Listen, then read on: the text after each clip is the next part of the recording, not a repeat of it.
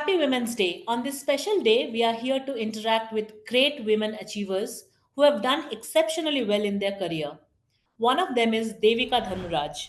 Happy Women's Day to you. Same to you. My first question to you is that what is International Women's Day mean for you? So, a lot of people say it's not necessary anymore. What is this one? It's just Faltu day kind of thing. But Right. I think it is really important because we forget that we are standing on the shoulders of so many women over hundreds of years, and that's why we are where we are now. And even this is not really good enough because the idea, I think, of an International Women's Day, I think it started with the labor movement, in New York in I think 1908 or 10, I'm not sure, but early 1900s, where they marched the streets of New York demanding better pay, shorter working hours, voting rights, just basic rights, really. But even now, I think patriarchy is alive and well, right? And just like any movement to challenge unfairness and inequity in society, I think we need to have a global messaging platform really to bring it to the front of people's consciousness. Otherwise, the dangers of accepting this inequity as the norm and as the status quo is just too real. So, Devika, you have this, massive, more than 30 years of experience in the industry. You have worked in several different fields. Do you want to talk about a challenging situation you had to deal with, probably when you were, very new in the industry as a businesswoman, if I could Uh-huh. say that. So there were a couple. One was, I don't know whether it was about being a woman, but one was, as a consultant, we had to we had to work with many clients in the HR space, and some of them had pretty messy HR processes, and sometimes cleaning them required dealing with, bureaucratic officials and things, and so the challenges were really where there were unaccounted payments made, right? And we wanted clean books, right? And we were quite Right. zero tolerant of these practices. And as a result, I think we earned quite a lot of ill will and even lost maybe some business. Anyway, there was one occasion where there was a person who was quite unpleasant about it and wouldn't take me seriously at all and kept asking to speak with my boss. But I said, I'm my boss. So, so I think,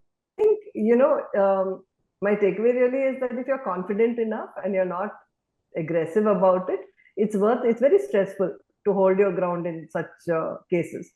But I think it's worth the stress of holding your ground in such matters, because it's no regrets and a clean reputation at the end of it, even if there's a hit on your bottom line or your top line. So from a business person thing, that was a challenge that I faced fairly early. There was an occasion where, a CEO just wouldn't talk to me directly and always had to double check whatever I was saying with my male partner, my work partner. Fortunately, I had a partner at that time who just deflected it back to me gently each time and didn't undermine me in those conversations.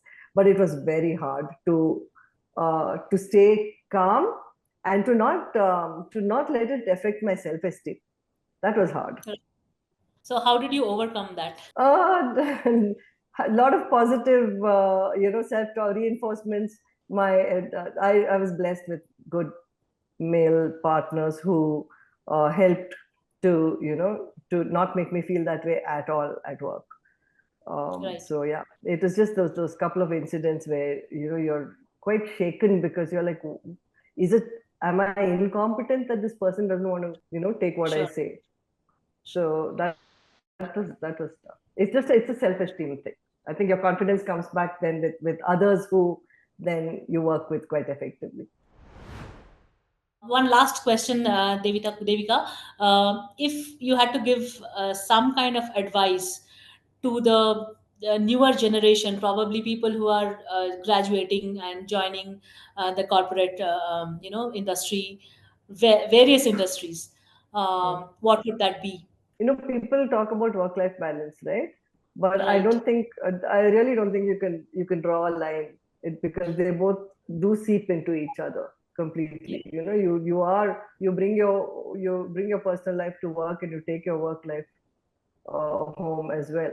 So I think that integration is something that we should accept, right? Right. But then to be aware that this is integrated, to be able to have compassion for other people and for yourself.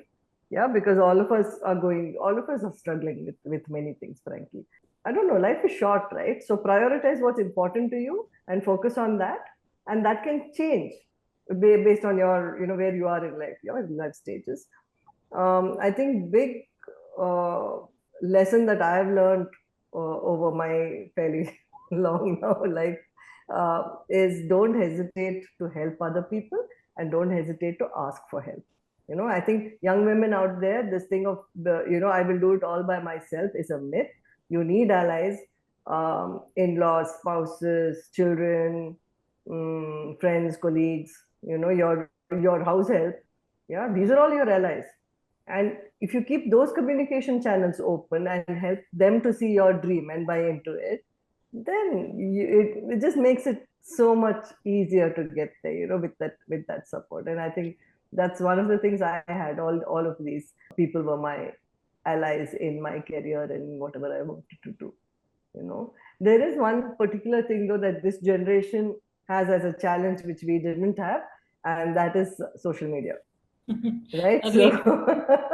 I think getting a grip on addictive habits, and in this case, it is social media in particular, because it's not a replacement for real relationships, right? But Right. it can get in the way of real relationships. So to be aware of it, I think social media is a blessing, but it can also take over your life. Sure. So Sure. just message out there is to just be aware of it and use it appropriately. Thank And you so much, Devika. It was lovely talking to you. That was Devika Dharmaraj, and thank you for watching us.